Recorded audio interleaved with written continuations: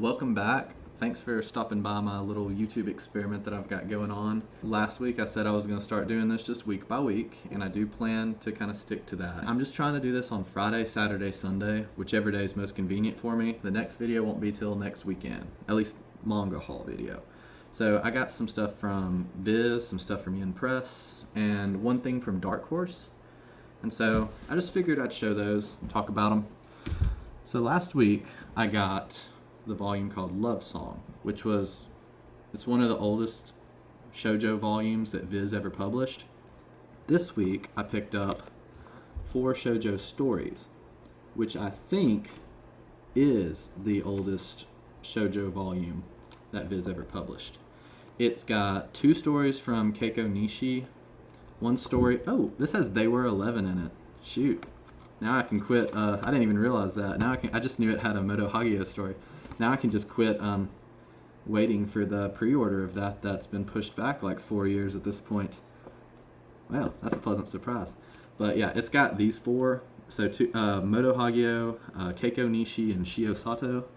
I'm not sure how to make this phone focus really, but yeah. So I look forward to reading this. The ones in Love Song were actually like really good. A lot better than I expected. So I have high hopes for this one. So next up, I got volumes 11 and 12 of Helk, which I have not read yet. And I was actually collecting in the past. I think I collected up to volume 6. And then I just kind of stopped because I didn't know anything about it. I still don't know anything about it, but other than it's got like pretty decent reviews. At some point I was like, you know what, it's only 12 volumes, I'll just keep going. So I've since then have now picked up 11, 12, 6 and 7, no, 7 and 8, sorry. 9 and 10 I think are still out of stock. I don't know if they are as of this video, but they were when I was ordering these. So don't have them yet, so I'm missing 2. The other 2 things that I got from Viz are volume 1, the Crunchyroll version of Kaiju number 8. I watched the anime not too long ago, and I actually really enjoyed it. I had started the first episode. I think I watched half the first episode when it first aired, and I was like, it's okay. But then I went back and finished it. It was actually really good. So I got that, and I got the light novel, just because I do plan to go get the rest of the series when it's on sale.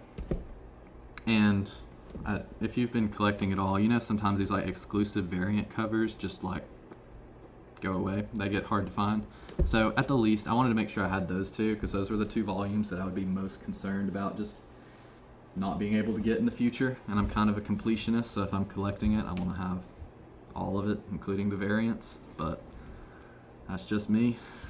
So that's all the stuff I got from Viz.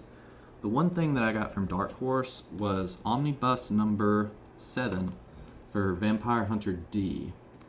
And so I actually I sold a couple of them, but I have a whole bunch of the single volumes, but they're all really old, not in the best shape, and I also don't think it's going to be possible for me to ever get the rest of the singles, because if you look them up on like eBay, some of the ones that are in like the 20s, like volumes like 20 through 29, they sell for like $100, and I don't. Given that my only familiarity with this series is that I've watched the old movie from the 80s or 90s, whenever it came out. I've seen the movie. That's my only experience with it. I do think I'm going to read the audiobooks for it, listen to the audiobooks for it at some point. It's not very high on my priority list though, I will say. But anyways, picked that up. I'll get around to it eventually. So next up, I got several Yen Press things here. They're kind of just a series I've been keeping up with, not anything too special. So the first thing that I'm going to show is volume 9 of The Boxer, the webtoon. And it's under their, I don't know how to say that to be honest, Eyes Press. It's Yen Press. It's their imprint for webtoons, if you didn't know that. But The Boxer, if you have not read this, I hope it's still on like the webtoon app. This is one of the best webtoons I've ever read. And I'm not claiming to be like a webtoon expert. I haven't read like a ton of webtoons. I know there's some people that are super into that. But out of the ones that I've read, this is one of the best. I don't want to get into too much spoily stuff, and I also don't remember that much about it other than I really liked it. So, if you haven't read it, go read it. Next, got Tsubaki Lonely Planet. I was Tsubaki Cho. I was like, I know that word's in there somewhere.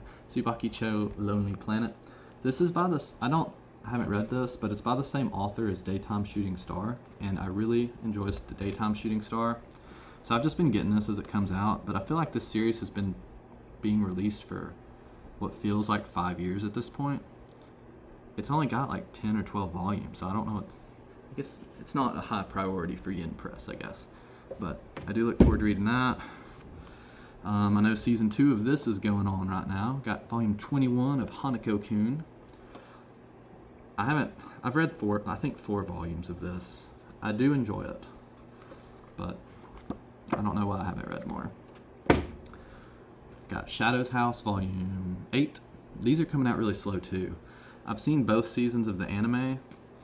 The anime was very good. It was kind of like a mystery. Honestly, you may disagree, but I feel like it had this. I'm not saying the story is the same or anything, but I felt like it had similar vibes to like season 1 of Promised Neverland, where they're still at the orphanage.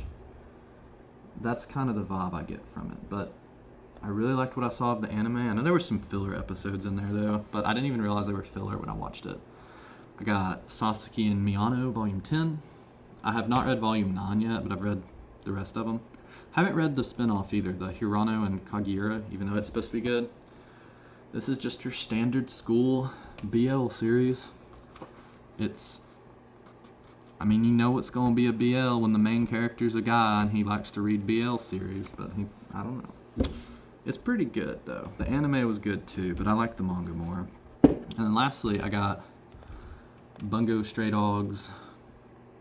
This is the one about Chuya and Daza. It's volume 3. So, I'll read this when it finishes. Bungo Stray Dogs is one of my favorite manga. The anime is really good. The movie's really good. The other spin-offs are really good. Even the little chibi one, like Bungo Stray Dogs 1, it was pretty good. So, if you haven't read Bungo Stray Dogs, go read it. That is all I got for today. So, I'll take a sip of this Diet Coke and be on my way.